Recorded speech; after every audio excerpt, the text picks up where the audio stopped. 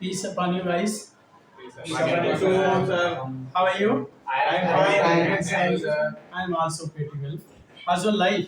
It's going good. जैसे कि आप लोगों को पता है कि आज का क्लास बहुत ही स्पेशल होने वाला है। आज के क्लास के बारे में हम लोग आज पढ़ेंगे वो हमारा वर्ड्स मीनिंग कैसे बनाएं, how to make words meaning, यानी कि वर्ड्स मीनिंग जो है हम कैसे इसका खुद अपने तरीके से ईजाद करें और वो भी ट्रिक के साथ, क्योंकि ट्रिक से हम जब कोई चीज़ ट्रिक से जब चलते हैं ना तो चीज़ 10 दिनों का काम हम 10 मिनट में कर लेते हैं, है ना। तो स्टार्ट करें। एक वर्ड आता है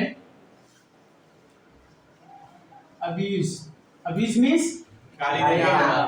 अच्छा, अब कोई बता सकता है कि इसमें कोई ऐसा है कि जिसको गाली देना ना आता हो? कोई इससे बरी तो है नहीं, यस या नो? कोई ऐसा तो है नहीं कि जिसको गाली देना आता ना हो? सबको आता है ना? जानता हूँ कि आप लोग गाली नहीं देते हैं, लेकिन आता सबको गाली देना। ये बताइए कि कहीं आप लोग गाली सीखने गए? किसी ने सिखाया या किसी कोचिंग सेंटर पे गए कि गाली के कोचिंग सेंटर लगा हो, बहुत बड़ा सा बोर्ड, यहाँ पे गाली सिखाया जाता है, 500 रुपया फीस दे करके कहीं गाली सीखने गए? लेकिन हर वैरायटी की गाली आपको आती है, हर किसी को, है कि नहीं ऐसा? इंसान लेकिन सीखने कहीं नहीं गया, इसकी वजह क्या है? और इंग्लिश हम जब तक कहीं सीखने नहीं गए थे सो हमारे माइंड में क्यों नहीं आया, ऑब्जर्व क्यों नहीं किया इंग्लिश को? क्यों? क्योंकि आप कहेंगे माहौल, है ना, इन्वायरमेंट।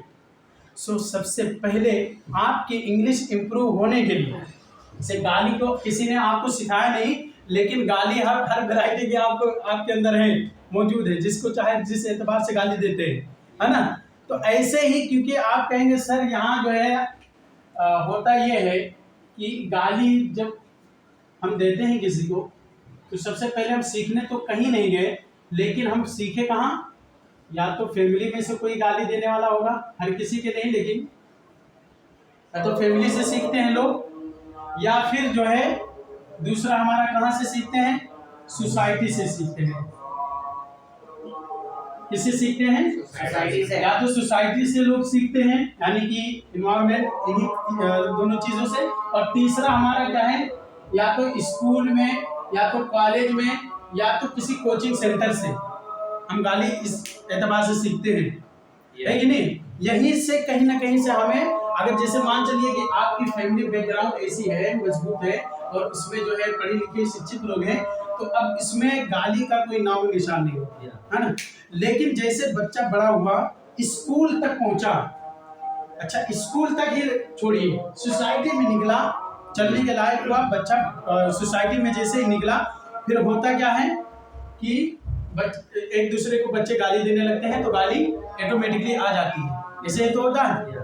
या तो फिर स्कूल में जाता है, या तो सोसाइटी अच्छा हो, मामला सब ठीक ठाक हो, एनवायरमेंट माहौल अच्छा हो, तो फिर जो है या तो स्कूल, या तो कॉलेज, या तो कोचिंग सेंटर, कहीं ना कहीं से बच्चा गाली सीख जाता है, ऐसे तो होता है। लेकिन जब हमें यही है ना अब्यूज, अब्यूज के जगह पे हमको चेंज कर देना, जैसे अब्यूज मींस क्या होता है? गाली देना।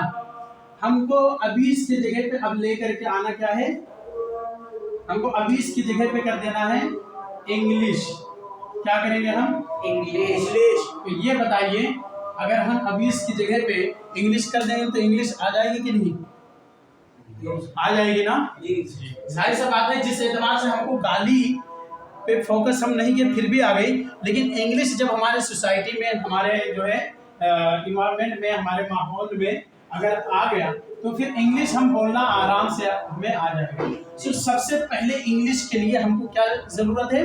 सबसे पहले वर्ड मीनिंग होनी चाहिए। किस चीज का होना जरूरी है? Words meaning. सेकंड पे क्या होना चाहिए? इन्वायरमेंट होना चाहिए, है ना, माहौल होना चाहिए, ऐसे तो है। फिर सेंटेंस मेकिंग होना चाहिए, सेंटेंस बनाना कैसे बनाए, ये सारे तरीके से, है ना, पास्ट है, प्रेजेंट है, फ्यूचर है। सो आप लोगों को सेंटेंस बनाना आ गया, वर्ड मीनिंग कुछ आते हैं। अब माहौल की रही बात, तो आप लोगों से अच्छा माहौल कहीं नहीं मिलेगा। आपका फैमिली बैकग्राउंड, आपका यही जो है हॉस्टल है। आप हॉस्टल में रहते हैं, आप सभी लोग स्पीकिंग करते हैं, आप एक दूसरे से इंग्लिश बोल सकते हैं, कन्वर्सेशन एक दूसरे से कर सकते हैं, है ना। ये तो बात हो गई। अच्छा चलिए, सबसे पहले जो हमने कहा था कि वर्ड मीनिंग से हम इंग्लिश बहुत आसानी से सीख सकते हैं। एक वर्ड आप लोगों ने सुना होगा, हमको अगर बोलना है, एक वर्ड होता है टायर्ड। टायर्ड मीन्स क्या होता है? थकना, है ना। और ऑफ लगा देंगे और हम वर्ब का कौन सा फॉर्म लगाएंगे? फोर्थ फॉर्म, है ना। वर्ब का चौथा फॉर्म हम लगाएंगे, और चौथा फॉर्म कौन सा फॉर्म होता है ना, यानी कि हम आईएनजी फॉर्म लगाएंगे तो ये हमारा क्या बन जाएगा? आगे कुछ भी और हमारा हो सकता है। अब फोर्थ फॉर्म आईएनजी फॉर्म जब आएगा हमारा ना, तो उसके लिए हम इसका मीनिंग, वर्ब का हम मीनिंग कितने बार बोलेंगे? 2 बार करेंगे बस। इसका मीनिंग 2 बार करेंगे, ठीक है। इतना ध्यान रखिएगा। जैसे हमको कहना है टाइम मतलब थकना, है ना। तो मैं जो है काम करते करते, मान चलिए कि हमको बोलना है कि मैं काम करते करते थक जाता हूँ, है ना। मैं काम करते करते थक जाता हूँ, तो इसके लिए क्या बोलूंगा? आई एम टायर्ड ऑफ, क्या बोलेंगे? और बिफोर हमारा इसलिए आता है ना, क्योंकि ऑफ के बाद कोई भी हमारा वर्ब आता है, एक्शंस आता है, तो हमारा क्या आईएनजी फॉर्म में आ जाता है, तो ना। अब यहाँ हम ऑफ जब लगाएंगे तो वर्ब का हमारा वर्क मिस होता है, काम करना। वर्क मिस क्या होता है? काम करना, है ना। अब आईएनजी यहाँ आएगा ना। अब मैं काम करते करते थक जाता हूँ, यही मीनिंग हुआ कि नहीं हुआ? मैं काम करते करते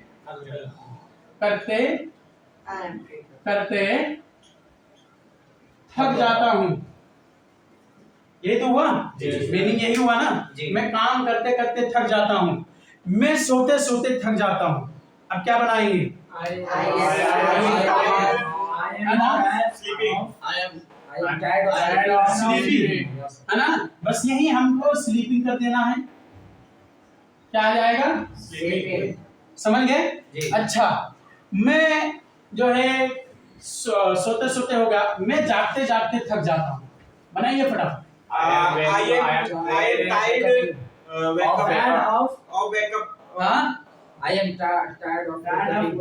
वेकअपिंग, है ना। मैं जो है जागते जागते थक जाता हूँ, है ना। ऐसे हमको बोलना है कि मैं पानी पीते पीते थक जाता हूँ, मैं दौड़ते दौड़ते थक जाता हूँ। अब करते करते, आते आते, जाते जाते, है ना। तो इसके लिए जो डबल डबल हम होता है मीनिंग जब हम करेंगे, तो इसके लिए हम क्या बोलेंगे? टाइड आप जब लगाएंगे और वर्ब का जो है आईएनजी फॉर्म, तो करते करते मीनिंग होगा ना, करते करते थक जाना, थक जाना। समझ गए? अब कोई भी हम लेकर के आए, जैसे हमको बोलना है कि यार मैं जो है जॉब करते करते थक जाता हूँ। I am tired of doing job, क्या बोलेंगे? I am tired of doing job. मैं क्लास करते करते थक जाता हूँ। I am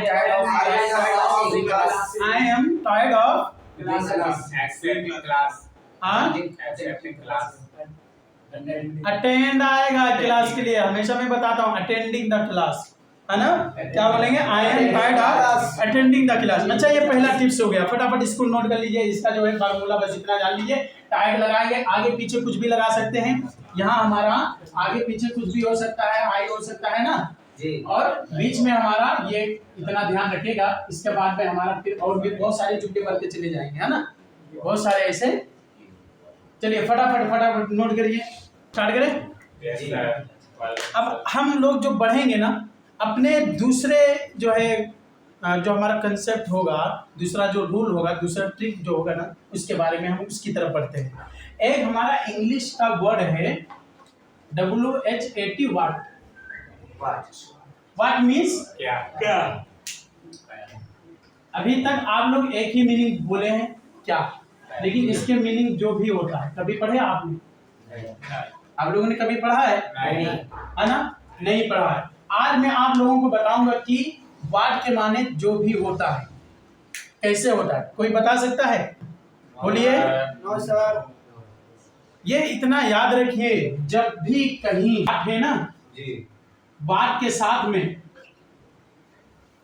अगर हम वर्ब लगा दिए जी, तो हमारा क्या बन जाएगा? क्या के मीनिंग में होगा।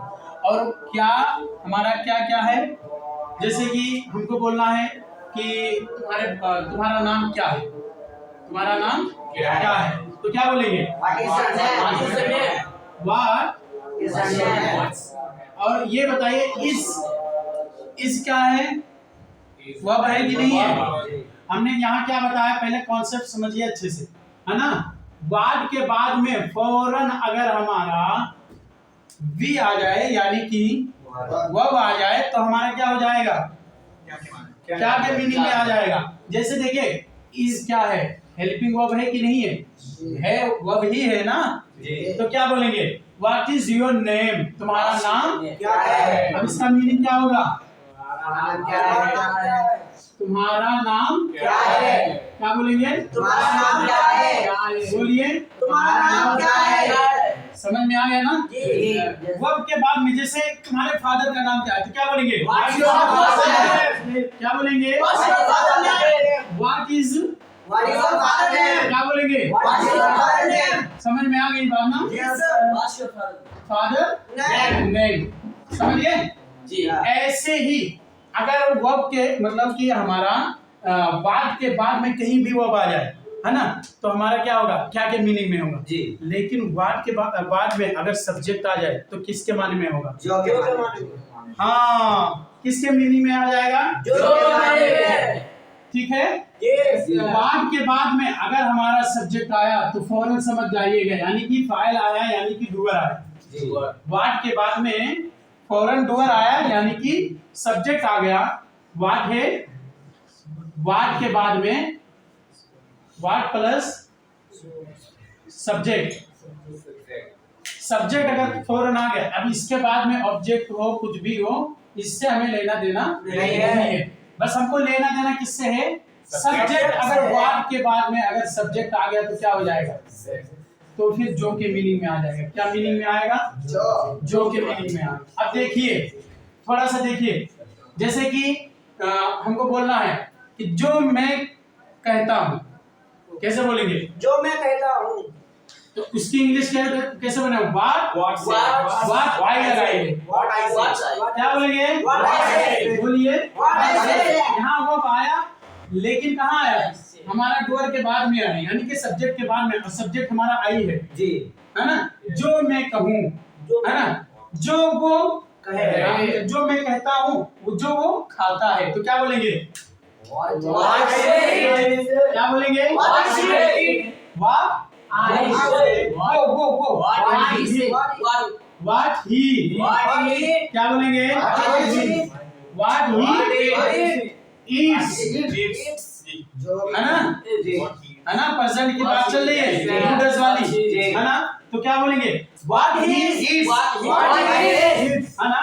वहां से ही अगर हमें बोलना है कि जो वो खाती है तो कैसे बोलेंगे, कभी कभी ऐसा होता नहीं, बोलते नहीं कि जा रहा हूँ कुछ लेने के लिए, तुम कौन सा चॉकलेट कौन सा फ्लेवर पसंद करते हो, तो कोई बोलता नहीं है जो तुम पसंद करते हो, तो कैसे बोलेंगे what you like, है ना। या यूं कह दे कि जो नेहा पसंद करती है तो क्या बोलेंगे,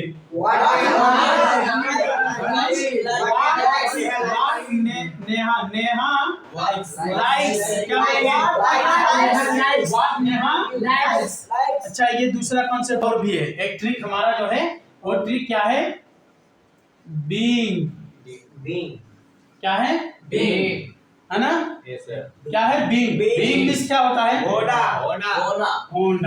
है ना।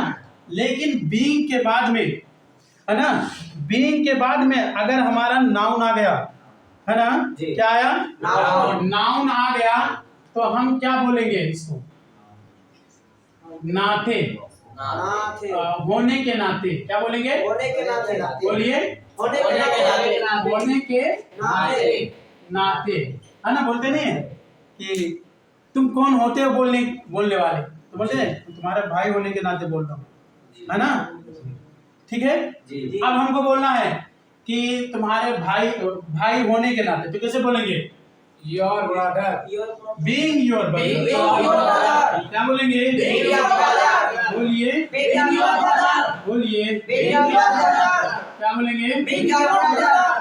बोलिए, Big brother. समझ गए? Yes, sir. ऐसे ही ये बोलते नहीं है कि तुम कौन होते हो मुझे रोकने वाला। बहुत से ऐसे होते नहीं है कि बहुत से ऐसे गर्ल्स में होती हैं कि स्कूल में जाती हैं, बड़े अजीब से होती है। मेरे साथ भी ऐसे एक बार हुआ, मैंने मना भी किया कि मैम ये अच्छी बात नहीं है। मैं जब पढ़ रहा था कॉलेज में, तो उसने मतलब चूंकि भाई मुस्लिम थी, मुस्लिम या कोई भी हो, कोई भी गलत रास्ते पे जाए तो ये हम लोगों को बर्दाश्त नहीं है ना। ये अपने लोगों की मेंटेलिटी होती है। लेकिन उससे जब मैंने कहा कि ये रास्ता बहुत गलत है, ये आपको जो है गड्ढे की तरफ ले जा, लेकिन उसने क्या कहा कि मैं अपने जिस्म में गड्ढा करा रही हूँ तो तुमको क्या है। ऐसे होता है, इतने खतरनाक इंसान होते हैं ऐसे इस दौर में। तो अब वहां मैंने उसको एक जवाब दिया था कि मैं मुस्लिम होने के नाते तुम्हें मना कर रहा हूँ, है ना। तो मुस्लिम होने के नाते तो क्या बोलेंगे? क्या बोलेंगे? बीइंग मुस्लिम। ऐसे होता नहीं है कि लाओ मैं ऑपरेशन कर दूं, है ना, होता नहीं है। तो कहते हैं तू कौन होता है ऑपरेशन करने वाला? तो सामने वाला क्या जवाब देगा? B doctor. बी बोलिए डॉक्टर होने के बोलिए तुम कौन होते हो मना करने वाले? तुम्हारा बाप हूं, है ना। तो कैसे बोलेंगे? तुम्हारे बाप के होने के नाते क्या बोलेंगे?